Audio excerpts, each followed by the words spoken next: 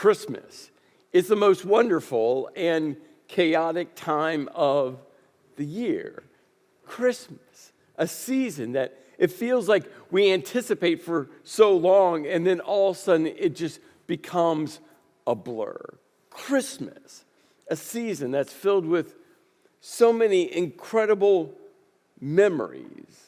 And, well, growing up, I think about all of these Christmas memories. The day after Thanksgiving, our family would pile into the Ford Granada. Some of you remember the Ford Granada. They were, built like a tank. And we would drive out to a Christmas tree farm.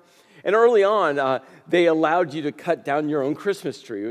It was awesome. So my dad would cut down the Christmas tree, and we would drag it to the car. And then later on, they stopped allowing you to do that. But they would freshly cut them, and then you would walk into a big, barn-like structure, and you could choose your Christmas tree. And after we selected our Christmas tree, we'd go into this little house, and they would have warm apple cider and hot chocolate and little goodies, and you'd walk around, look at everything, and then we'd get back in the car, and, we'd spend the day decorating. I think about the Christmas season, and one of my most favorite things my mom makes, not just Thanksgiving, but also Christmas, is her pecan pie. I'm telling you, it is the best pecan pie I've ever eaten. I mean, I love pecan pie. I've eaten a lot of good pecan pies, but my mom's pecan pie is the best. I mean, heat it up warm with a scoop of vanilla ice cream, delicious.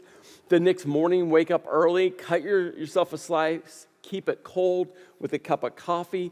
It is the perfect, not healthy, but the perfect breakfast. And I can't wait because my mom's coming this year for Christmas, and guess what? She's going to make pecan pie. And hey, Mom, I know you're watching. You're making a pecan pie. I love you. I can't wait.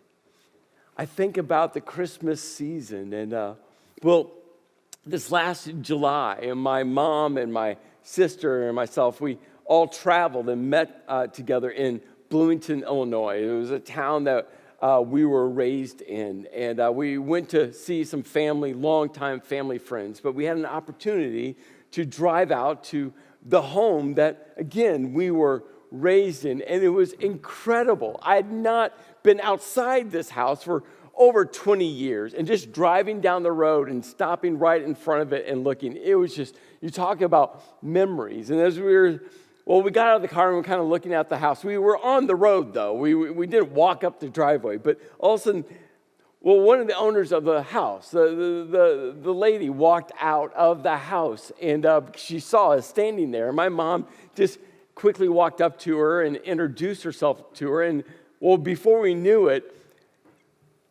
they were the same couple that bought this house off of my parents. It was a crazy moment. Well, she was so kind, and she walked with us around the house, and my sister and I and my mom, we just talked about all of these memories, and then all of a sudden she invited us to, actually walk into the house. Now, I had not been inside my childhood home for over 31 years. I mean, this is a family room right here, and I tell you, just walking into the family room, I mean, just a flood of memories. I think about the fire in the fireplace and my dad teaching me how to make a fire. I think about kind of the opposite wall from the fireplace is where we put the real Christmas tree. I think about Christmas evening. You see, all of our extended family lived in other states. And so as a young child, my parents wanted Christmas Day to be special. So in the morning, it was just our immediate family. But because all of our extended family lived way away from us, my parents started to invite people over to our house Christmas evening who didn't have family around the area. And this thing grew and grew and grew and grew. I'm talking, there'd be 75, 85, 100 plus people that would come in and through our house that Christmas evening. They'd bring their Christmas dinner leftovers and goodies. And I mean, laughter filled the house, food filled the house, people everywhere. It was just one of those Christmas memories. I stood in our family room, and we just talked about those type of memories. Now, I tried not to snap too many pictures inside the house because I didn't want to take advantage of the kindness of, the owner allowing us to be in the house. But as I thought about my childhood home, you see, if you look right kind of on the right side of this tree trunk, you'll see a window. That was my bedroom. If you make your way to the end of the house, you can it's in the shadows, is another window. That was my sister's bedroom. On the back side of the house was my parents' bedroom. And we walked down that hallway and we stood there looking into all three rooms. And again, memories. As a child, that hallway seemed so long and so big, especially on Christmas morning. We'd have to wait in our bedrooms until mom and dad got up and said, "You can go." And we'd run down that hallway. And that hallway, again, felt so long and so big. But my sister and I just stood there. Again, some 31 years later. And we were just amazed how short the hallway really was. Memories. Before we left, my mom and my sister and I stood right in front of the house. And we took a picture. And I tell you, it was such a special moment, but it was filled with some sadness. I mean, my dad's been gone for 10 years. But as we made our way through the house, as we walked around the yard, I mean, we saw these pecan trees. Dad was so proud of planting, and all of a sudden now these small little seedlings, some 30 years later, were, way over 75 feet tall. As we made our way from the backyard into that family room, we walked onto the deck, a deck that Dad built. And we just stood there because we remembered him building it. As we walked into the basement, it was a basement that was completely unfinished when my parents bought the house. And over the years, he had finished the entire basement. And I tell you, other than the decorations, the basement looked the same. As we talked about Christmas Eve and Christmas morning in the house, what was missing was my dad. And here's the thing with Christmas. Christmas is one of those seasons where it kind of marks moments in life, doesn't it? For some of you, you're coming into this Christmas season, and it's the first year without a loved one. And you're having to face this first Christmas without that person that means so much to you being part of Christmas. For some of you, you're in this Christmas season, and it's your first Christmas from, navigating through a divorce.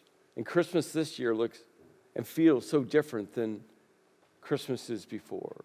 For some of you, you're living in a new house, maybe a new town, maybe going to a new church. And again, it's Christmas, but it feels so different. It is so different. For you, this Christmas is just filled with uncertainty because a job has come to an end, or maybe you know it's coming to an end, and the uncertainty of what January is going to look like is quickly racing at you. And for some of you, Christmas. Yeah, there's joy and excitement. There's also sorrow and loss. Yes, there's great memories that you hold on to, yet you're finding yourself encountering new memories that just has you sad. And that's why this series is so important for us. In this season, it's so important for us to lens everything through the manger. As we've been making our way through December and as we head into our Christmas Eve services, we've been looking at this dialogue, this conversation that is recorded in John chapter 14. In John 14, three lesser-known apostles that Jesus handpicked, that had spent 3+ years with Jesus, they spoke up. And I think it's just interesting that these 3 lesser-known apostles were the ones to, speak up, but they weren't just speaking for themselves. They were saying what everyone else was wondering and what everyone else was questioning, what everyone else was processing. In part 1, it was Thomas that said to Jesus, "Hey, Jesus, we don't know where you're going, so how would we ever know the way?" It was a very logical question to what they had just heard Jesus say. In part 2, we looked at Philip. I mean, he just makes the statement, "Hey, Jesus, just show us God the Father. That's enough. That's all we need." And then, in a moment, we'll get to the third apostle. But remember, and context is so important, remember who's writing this story. We call it a book of the Bible. It's the Gospel of John, the story of Jesus. Who wrote the Gospel of John? Well, it was John. Who was John? John was an apostle. John was sitting there. John ate dinner with everyone.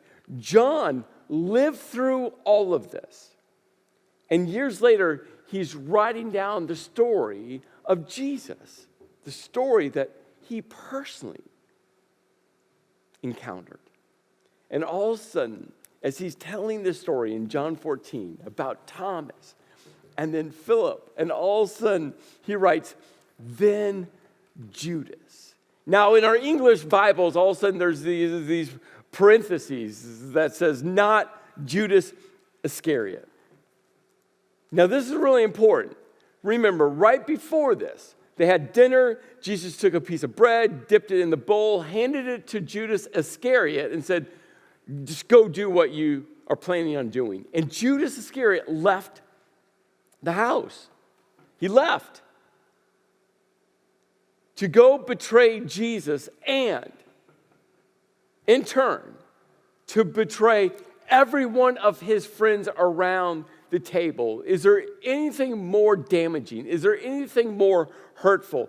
Is there anything more relationally fracturing than betrayal? I don't think there is. And that's why I don't think John just simply wrote, "Not Judas Iscariot." I think emotionally, he was like, "Not Judas Iscariot." There was 2 Judases. Not that other one. Not that guy. There's a different Judas, a much better Judas. And here's what I feel bad. I mean, I feel bad for this Judas because he had to live the rest of his life going, no, Judas, I'm not Judas Iscariot. That's not me. That guy's not here anymore. I'm a different Judas. Like kind of in our modern day, if your name is Karen, I feel so horrible for you because one Karen and social media like ruined the name Karen. Like it just is. And I'm sure if your name's Karen or you know a Karen, I'm sure you're an amazing Karen. You're a kind, a life-giving, encouraging Karen. But there was one that ruined it for everyone. And this is Judas Iscariot, right? One Judas, he ruined it for the rest of the Judases. And John's like, "Hey, I just want you to know, this is a different Judas who was an apostle." So there was 2 apostles named Judas. And this Judas spoke up. He was, "But Lord, why do you intend to show yourself to us and not to the world?" Now remember, the framework in which the apostles understood their Bible, the Old Testament, and Jesus, who they considered to be the promised Messiah. And that word Messiah means anointed one or anointed leader or anointed king. The framework was they were anticipating this king to raise Israel up as a mighty kingdom to go against Rome. And so Philip just asks the logical question. Jesus, if you're the promised Messiah, the anointed one, the anointed leader, the anointed king who's going to raise up an army to go against Rome, how can you not show yourself to Rome? Again, a very logical question based off of, well, his and the rest of their understanding. Yes, he says the word world, but Rome was the world. Rome was the world power. Rome was everything during this time period. And especially for those Jews living in ancient Israel. They were subservient to Rome. They paid taxes to Rome. They had to do what Rome told them to do. And every time they saw a Roman soldier walking down the road or in one of their towns or in one of their cities, it was a reminder that they were occupied. And Philip's like, Jesus, if you're the promised king, the anointed leader, you have to show yourself to the world. You have to show yourself to Rome.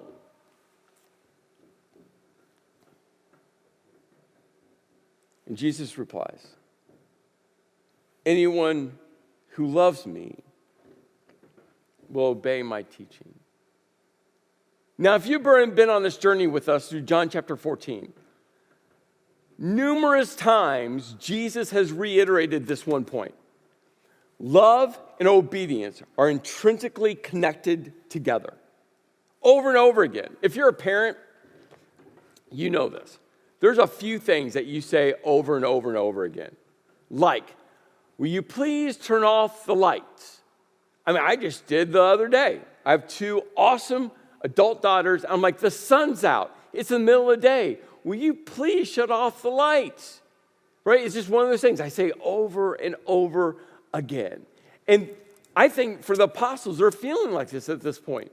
Because Jesus over and over again is coming back to love equals obedience. And obedience equals love. And all of a sudden, Philip makes this statement about showing yourself to the world. And Jesus almost just ignores his statement and comes back to go, well, but if you love me, you'll obey my teaching. And he goes, my Father will love them. And now Jesus again has connected himself directly to God the Father. And he goes, and we will come to them and make our home with them. That word home, again, is this word monet. In part one, we looked at this statement from Jesus. When Jesus says, I'm going to go prepare a place for you. My Father's house has many rooms, has many monets, this dwelling place idea. We talked about where heaven is not so much about a palace in the sky, but about God's presence. That heaven isn't about rooms, it's about a relationship. In part two, Jesus talks about that he will give them the advocate, the Spirit of truth, and God the Spirit will dwell, will abide with them and in them. And here he goes again, and he brings us back in, and he goes, you got to understand that we will come to them and we will make our home, our dwelling with them. And anyone who does not love me will not obey my teaching. Again, he's saying the same thing, just in the negative form, right? He's been saying it in the positive form, obey equals love, and love equals obeying. Now he just flips it to the negative and he goes, well, if you don't love me, you won't obey me. If you won't obey me, you won't love me. These words you hear are not my own. They belong to the Father who sent me. Over and over again, Jesus models for us how we are to live our life in reflection of him. And this is another image of humility. He starts the evening washing their feet, modeling humility over and over again. He teaches them by modeling humility that Jesus himself humbles himself to God the Father. And Jesus is like, this is what love looks like, to humble yourself and lift other people up.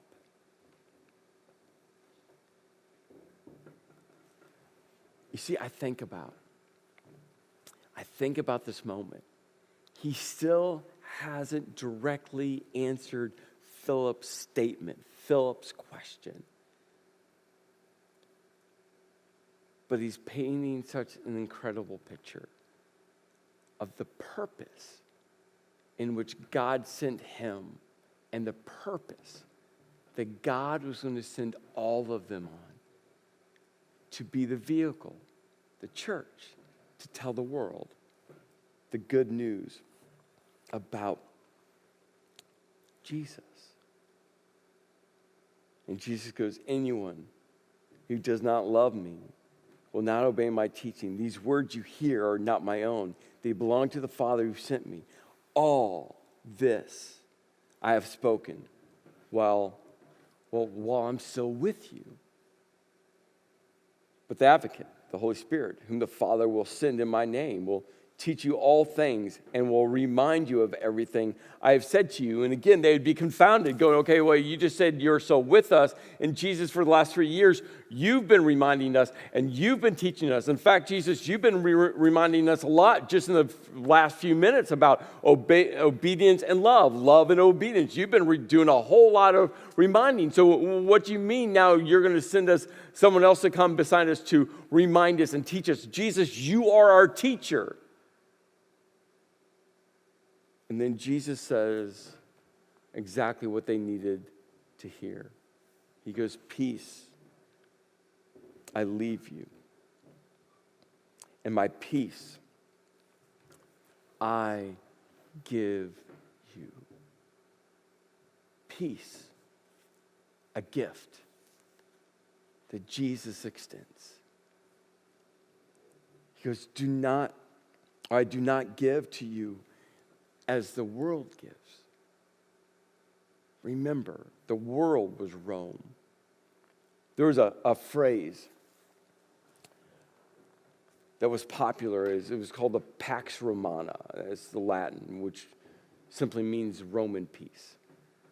It was a 200-year period of time from around 27 BC to around 180 AD. The first time that right now that we have recorded the Pax Romana, this phrase, the Roman peace, was from a guy named Seneca right around 55 AD. That's just the earliest recorded version of this. I mean, this is just years after Jesus left this earth and the church was exploding.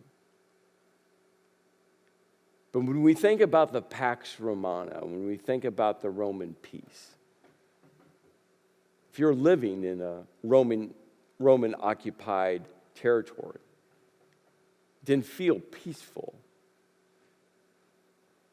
If your country had been taken over by Rome, it didn't feel peaceful. You see, Rome used the sword. Rome used their army.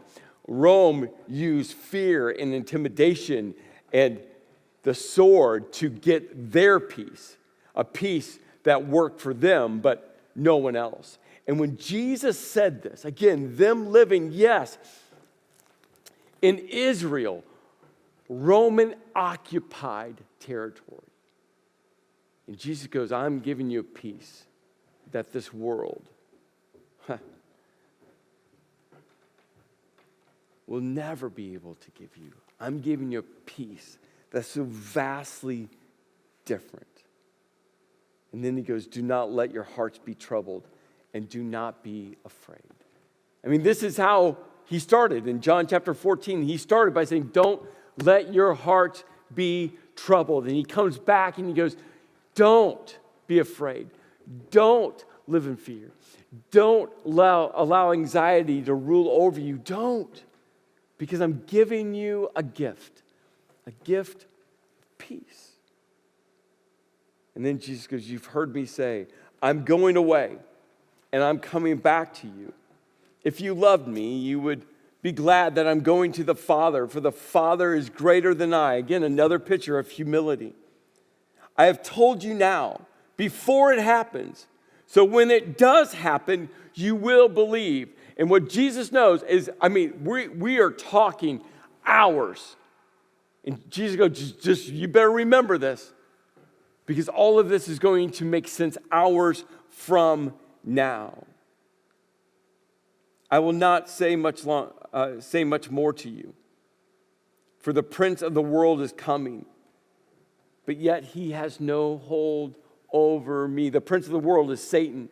And he goes, he has no hold over me. And then all of a sudden, he's going to tie back to Genesis chapter 3, when God looks at the serpent and he's talking with Adam and Eve. Sin has entered the world, and he makes a statement that he will crush your head, meaning crushing the serpent's head, meaning killing the serpent, and the serpent will strike his heel. It's this image of Jesus being crucified and Satan thinking that he has won, but God's going to raise him from the dead, victorious forever.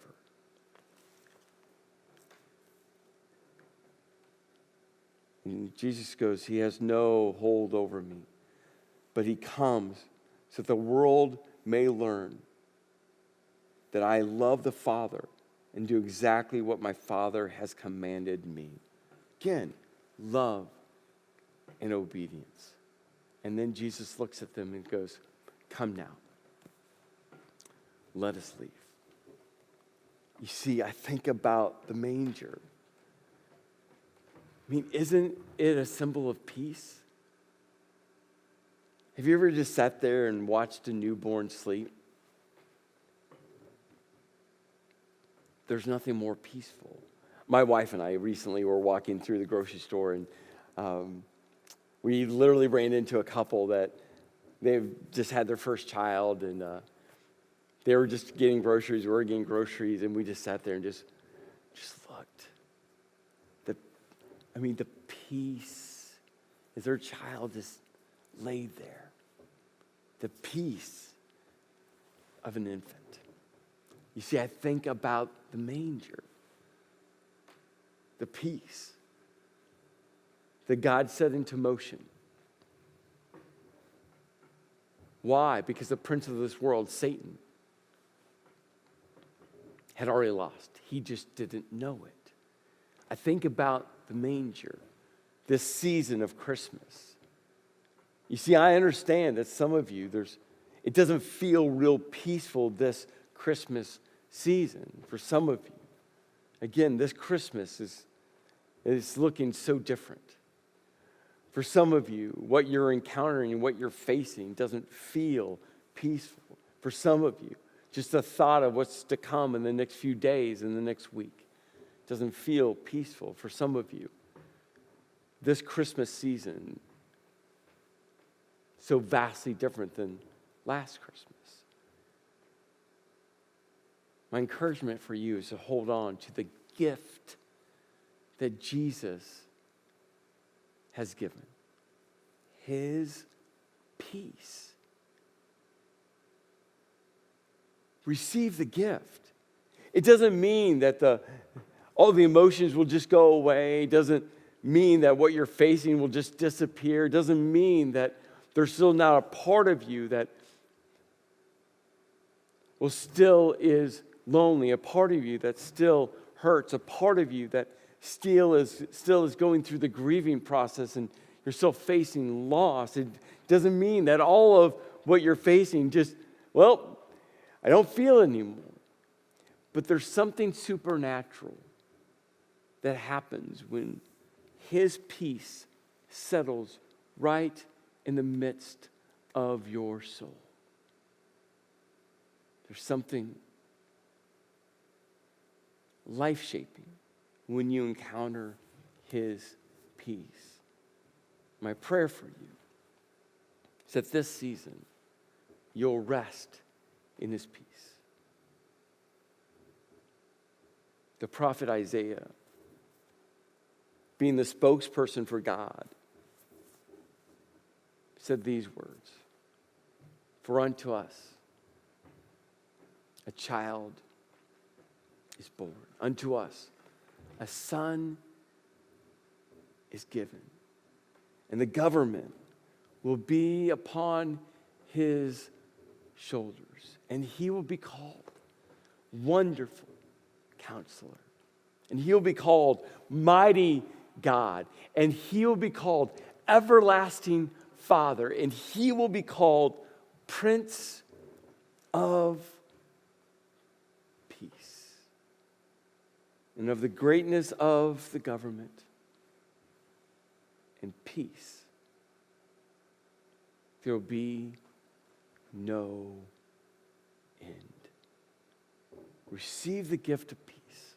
Rest in his peace. And experience the joy and the hope of Christmas. Let's pray. Lord, you know what every single person is going through. You know what every single person is facing in this Christmas season. And Lord, I just pray that they'll receive the gift of peace that you have extended to them. Lord, I pray that they will rest in your peace, that they'll receive your peace, that they'll embrace your peace. A peace that this world can't give. A peace that's a gift given from you, a loving Father. In your name I pray.